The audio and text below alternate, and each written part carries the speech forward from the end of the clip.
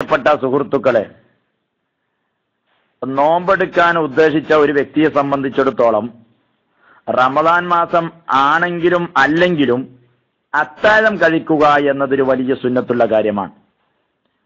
അത് മുർസലീങ്ങളുടെ ചര്യയാണ്, അമ്പിയാക്കന്മാരുടെ ചര്യയിൽപ്പെട്ടതാണ്. എന്നാൽ അത്താഴത്തിന്റെ സമയം ആരംഭിക്കുന്നത് രാത്രിയുടെ പകുതി മുതലാണ്.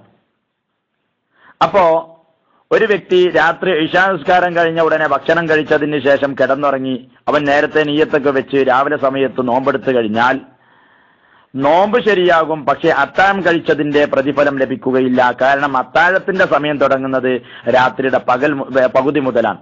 അതിനു മുമ്പ് കഴിച്ചതുകൊണ്ട് അവൻ അതിന് പുണ്യം ലഭിക്കുകയില്ല. അപ്പൊ രാത്രിയുടെ പകുതി മുതൽ സുബഹി വരെയാണ് അത്താഴത്തിന്റെ സമയം. ആ സമയത്ത് എപ്പോൾ കഴിച്ചാലും അതിന് പുണ്യം ലഭിക്കുന്നതാണ്. ആ സമയത്ത് അത്താഴമാണ് കഴിക്കുന്നത് എന്ന നിയ്യത്ത് ആവശ്യമാണ്, അപ്പൊ അതിന് പ്രതിഫലവും ലഭിക്കും. എന്നാൽ അത്താഴത്തെ പരമാവധി പിന്തിപ്പിക്കുക എന്നത് വളരെ പുണ്യമുള്ള കാര്യമാണ്. ഹബീബായ മുത്തുമുസ്തഫ റസൂലുള്ളാഹി സ്വല്ലല്ലാഹു അലൈഹി വസല്ലം തങ്ങൾ പഠിപ്പിക്കുകയാണ്, ലാ തസാലു ഉമ്മത്തി ബിഖൈരിൻ മാ അജ്ജലുൽ ഇഫ്താറ വ അഖറുസ് സുഹൂർ. എന്റെ സമുദായം നേരത്തെ നോമ്പെടുക്കുകയും നോമ്പ് തുറക്കുമ്പോൾ നേരത്തെ നോമ്പ് തുറക്കുക, അത്താഴം കഴിക്കുമ്പോഴോ വൈകി അത്താഴം കഴിക്കുക, അങ്ങനെ അത്താഴം കഴിക്കുമ്പോൾ വൈകി അത്താഴം കഴിക്കുകയും നോമ്പെടുക്കുമ്പോൾ നേരത്തെ നോമ്പെടുക്കുകയും ചെയ്യുന്ന കാലത്തോളം അവർ വലിയ ഖൈറിലാകുന്നു എന്ന് ഹബീബായ റസൂലുള്ളാഹി തങ്ങൾ പഠിപ്പിച്ചതാണ്. അപ്പൊ പരമാവധി പിന്തിപ്പിക്കുക. പക്ഷേ എത്ര പിന്തിപ്പിക്കാം? പ്രഭാതമായോ ഇല്ലയോ എന്ന് സംശയിക്കപ്പെടുന്ന ഒരു സമയം വരെ പിന്തിപ്പിക്കാതിരിക്കുക. എന്നാൽ നബി സല്ലല്ലാഹു അലൈഹി വസല്ലം തങ്ങൾ ഏത് സമയത്താണ് ഭക്ഷണം കഴിച്ചിട്ടുള്ളത്, അത്താഴം കഴിച്ചിട്ടുള്ളത്? മഹാനായ സെയ്ദ് ബിൻ സാബിത്ത് റളിയല്ലാഹു അൻഹു പറയാൻ, നബി സല്ലല്ലാഹു അലൈഹി വസല്ലം തങ്ങളോടുകൂടെ ഞങ്ങൾ അത്താഴം കഴിച്ചു. ശേഷം ഞങ്ങൾ ഹബീബായ തങ്ങളോടുകൂടെ സുബഹി നിസ്കരിക്കാൻ വേണ്ടി എഴുന്നേൽക്കുകയും ചെയ്തു.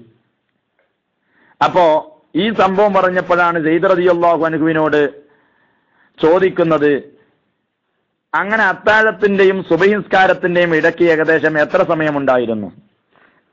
മഹാനവറുകൾ പറഞ്ഞു, ഖുർആനിൽ 50 ആയത്ത് ഓതുന്നൊരു സമയം ഉണ്ടായിരുന്നു. അപ്പൊ അത്താഴത്തിന്റെയും സുബഹിയുടെയും ഇടയിൽ ഒരു 50 ആയത്ത് ഓതുന്ന ഒരു സമയമെങ്കിലും ഉണ്ടാവുക, ആ സമയത്ത് അത്താഴം കഴിക്കുക. ഇതാണ് നബി സല്ലല്ലാഹു അലൈഹി വസല്ലം തങ്ങളുടെ ചര്യ. അത്താഴ സമയത്ത് എന്തെങ്കിലും കഴിച്ചുകൊണ്ടെങ്കിലും ആ അത്താഴത്തിന്റെ പുണ്യം നേടണമെന്ന് ഹബീബായ തങ്ങൾ പഠിപ്പിച്ചതാണ്. ഒന്നും കഴിക്കുന്നില്ലേ, ഒരിറക്ക് വെള്ളം കൊണ്ടെങ്കിലും ആ പുണ്യം നേടണമെന്ന് ഹബീബായ റസൂലുള്ളാഹി തങ്ങൾ പഠിപ്പിച്ചതാണ്. ഇത്രയും ഗൗരവത്തോടു കൂടെ പറയാൻ കാരണമെന്താണ്? അതിന് നേരത്തെ പറഞ്ഞതുപോലെ ഒന്ന്, അത് മുർസലീങ്ങളുടെ ചര്യയാണ് അത്താഴം കഴിക്കുക എന്നത്. മറ്റൊന്ന്, പകൽ സമയത്ത് ഇബാദത്തുകൾ ചെയ്യാൻ വേണ്ടി ആരോഗ്യം ലഭിക്കണം. അതിനുവേണ്ടി ആരോഗ്യം ലഭിക്കാൻ വേണ്ടി പകൽ സമയത്ത് ഏതായാലും ഭക്ഷണം കഴിക്കുകയില്ല, അപ്പൊ അത്താഴ സമയത്തെങ്കിലും ഭക്ഷണം കഴിച്ചിട്ട് ആരോഗ്യമുണ്ടാക്കണം. മഹാന്മാരായ ഫുഖഹാ രേഖപ്പെടുത്തി. അതുപോലെ തന്നെ അത്താഴം കഴിക്കുന്നതിലൂടെ അഹ്ലു കിതാബിനോട് എതിരാവുക.